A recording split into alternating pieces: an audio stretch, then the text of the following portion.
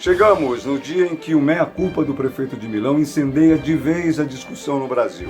O país deve permanecer em isolamento social ou voltar à normalidade. Pelo sim, pelo não, o governo anuncia um pacote de ajuda às pequenas e médias empresas, no valor total de 40 bilhões de reais. O número de casos confirmados de coronavírus no país ultrapassa a barreira de 3 mil, 2 mil em 6 dias. Até o coronavírus é motivo para manter o país dividido entre a intolerância e a solidariedade. Para onde vamos? Por hora, ficamos com a dica dos nossos Clicktubers. Vamos em frente. Eu sou o Guto Abranches e o Clicktube News está entrando no ar.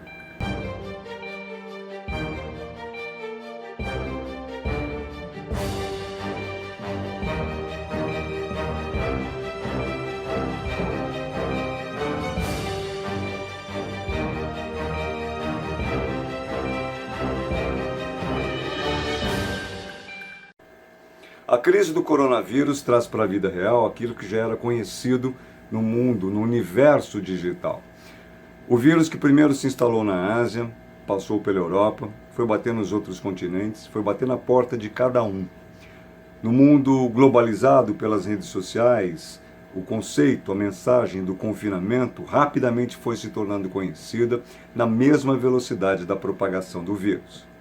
A experiência da China foi mostrando ao mundo que seria a única solução nesse momento para adiar a batalha final contra a pandemia até que um remédio ou uma vacina fosse produzida em larga escala. 60 milhões de chineses entraram em quarentena. Alguns países reagiram rápido. Na Alemanha, Angela Merkel foi criticada por todos os setores ao afirmar que 70% dos alemães seriam infectados. Ela disse isso logo de início e tomou as medidas de confinamento. Hoje é o país que tem quase 50 mil casos confirmados, 304 mortes e é um dos mais baixos números entre os grandes países da Europa. A Itália viveu há um mês a campanha liderada por prefeitos contra o isolamento das cidades. O país demorou a se dar conta do tamanho do problema e os casos explodiram e as cenas chocantes de caixões enfileirados se espalharam pelo mundo. Hoje, o prefeito de Milão reconheceu que errou ao defender o fim do isolamento como forma de preservar a atividade econômica no norte do país, a região mais industrializada e rica da Itália. Essa declaração dada do outro lado do oceano andou rápido pelas redes sociais, desembarcou no Brasil com a força de acirrar os ânimos daqueles que defendem o isolamento e daqueles que são contra o isolamento. Você já percebeu, o Brasil de novo vive um ele sim e um ele não. Uma vez mais, o clima de beligerância está instalado. Só que de um lado tem os profissionais de saúde, o próprio termo já diz, profissionais que seguem orientações técnicas para defender o isolamento. De outro, tem empresários que são motivados em grande medida pelas palavras do próprio presidente da República e daqueles que seguem o presidente da República. Como eu estava começando a dizer, agora eu completo. Você já percebeu, o clima de intolerância está de volta. Hoje, essa equipe de reportagem foi expulsa de uma praça em Duque de Caxias, na Baixada Fluminense, ao tentar mostrar parte do comércio aberto na cidade.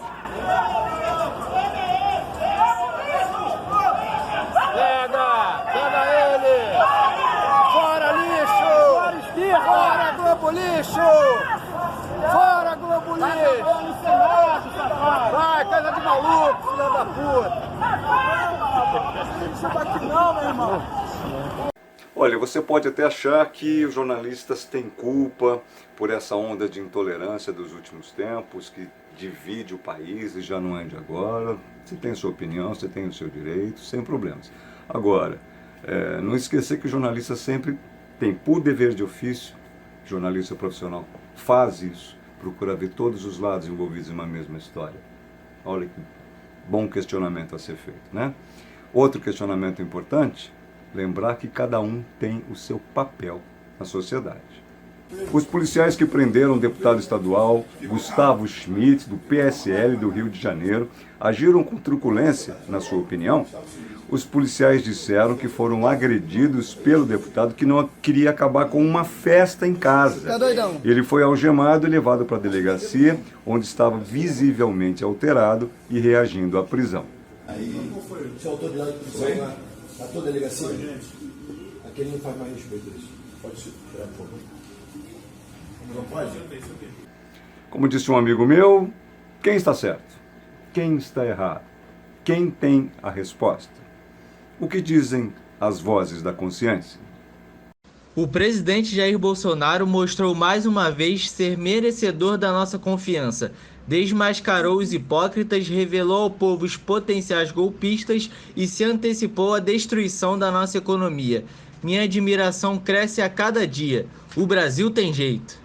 Isso, bora voltar a trabalhar. E você sai de casa e quando volta atrás pão e vírus. Parabéns, ignorância. A campanha pelo fim da quarentena recebeu o aval e um financiamento do governo que acabou divulgando este vídeo que você vai ver agora.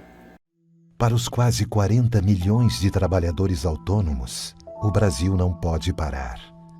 Para os ambulantes, engenheiros, feirantes, arquitetos, pedreiros, advogados, professores particulares e prestadores de serviço em geral, o Brasil não pode parar. Para os comerciantes do bairro, para os lojistas do centro, para os empregados domésticos, para milhões de brasileiros, o Brasil não pode parar. Para todas as empresas que estão paradas e que acabarão tendo de fechar as portas ou demitir funcionários, o Brasil não pode parar. Claro, as redes não iam deixar barato, rapidinho lançaram uma paródia do filme publicitário do governo. O texto é o mesmo e as imagens mostram o que se passa na Itália. Para os quase 40 milhões de trabalhadores autônomos, o Brasil não pode parar. Para os ambulantes, engenheiros, feirantes, arquitetos, pedreiros, advogados, professores particulares e prestadores de serviço em geral, o Brasil não pode parar. Para os comerciantes do bairro, para os lojistas do centro, para os empregados domésticos, para milhões de brasileiros, o Brasil não pode parar. Para todas as empresas que estão paradas e que acabarão tendo de fechar as portas ou demitir funcionários, o Brasil não pode parar.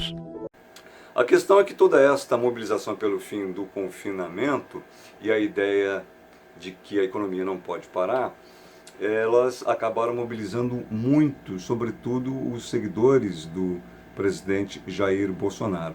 É como se viesse junto com essa onda um pensamento no seguinte sentido: é pior morrer de fome do que morrer pelo vírus. Essa ideia aí, este conceito, esse tipo de mensagem acabou dando aquela turbinada nas hashtags favoráveis a esse tipo de pensamento, claro. E com isso elas dominaram os trending topics do Twitter. O presidente Jair Bolsonaro, por sua vez, revelou com isso o poder de mobilização que tem, claro, sempre muito mais intenso junto àqueles seus seguidores mais fiéis, e apresentou a arma de que dispõe para tentar sair do isolamento político.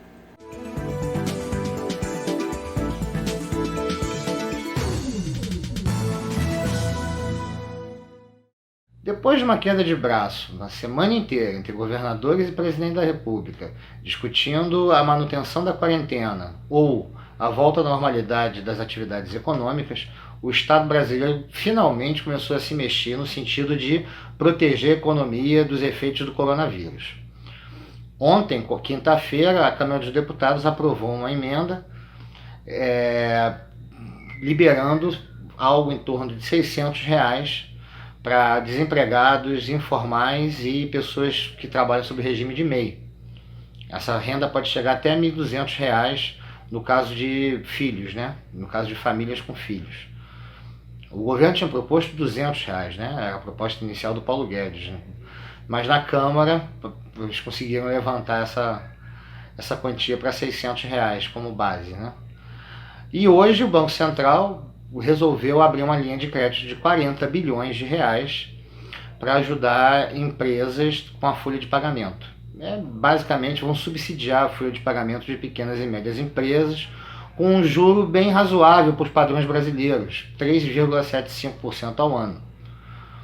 São medidas ainda tem muita coisa que pode ser feita, deve ser feita para proteger a economia brasileira do caos, mas os sinais, pelo menos, começam a ser mais positivos. Assim, já existe uma preocupação das autoridades públicas em relação aos efeitos dessa crise na economia brasileira. A gente torce para que isso seja só o começo de uma série de medidas para realmente proteger o cidadão, proteger os empregos, proteger a atividade econômica no país nesse momento de crise.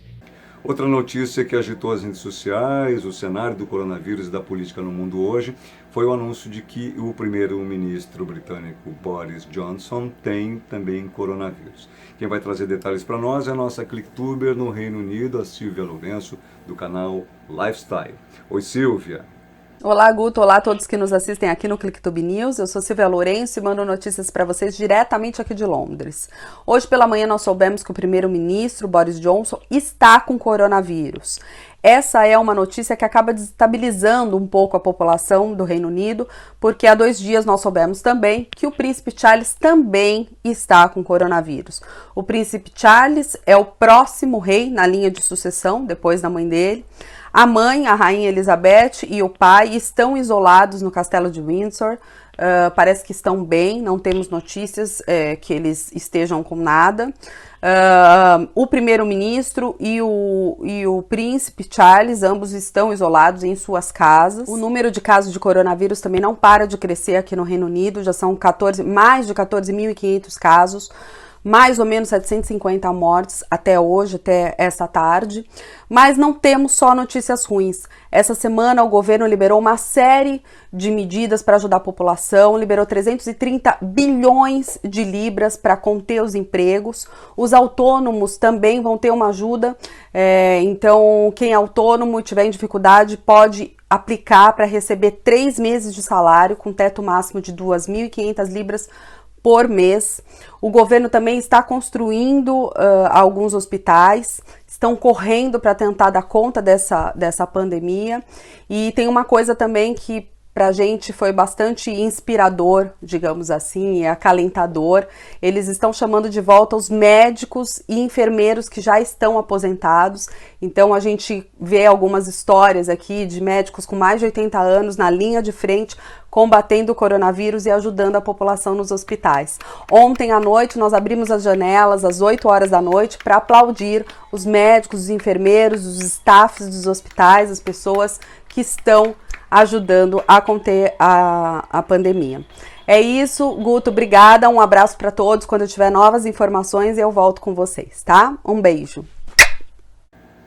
E a França anunciou hoje a primeira morte de uma menor em decorrência da contaminação pelo coronavírus. Quem vai trazer detalhes para nós é a Ana Paula Cardoso, direto de Paris, ela que é do canal Crônicas de Paris. Diga, Ana Paula. Boa noite, Guto. Boa noite a todos que acompanham o ClickTube News. Hoje eu estou passando o informativo antes do pronunciamento do Ministério da Saúde, então eu não tenho ainda os dados atualizados dos mortos hoje na França, porque infelizmente cada dia nós estamos assim, contando os mortos, mas é porque acabou de sair detalhes sobre a primeira menor, né, que morreu na França e morreu aqui em Paris, inclusive em um hospital bem perto, bem próximo aqui da minha casa, eu consigo ir a pé, o Hospital Necker d'Enfants Malades.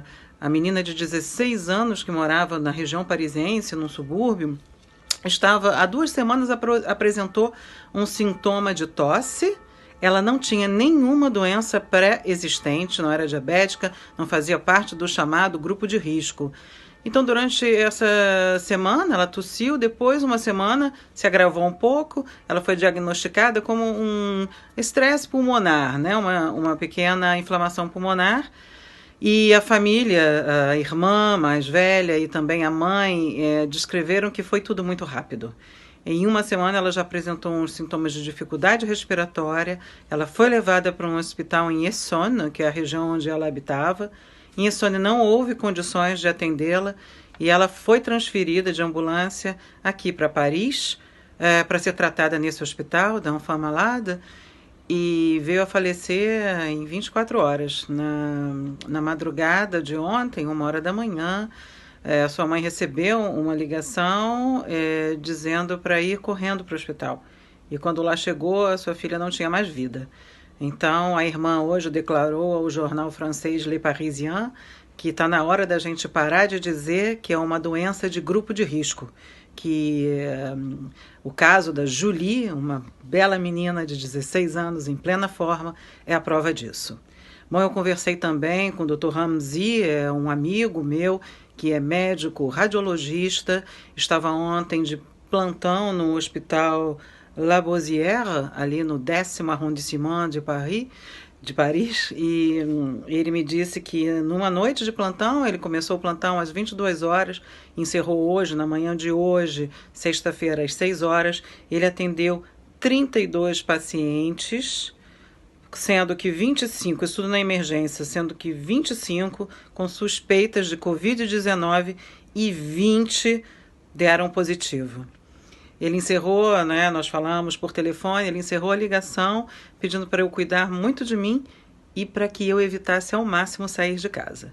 Essas foram as palavras do Dr. Lounis Amzi, um médico que trabalha no Hospital Lavoisière, aqui em Paris.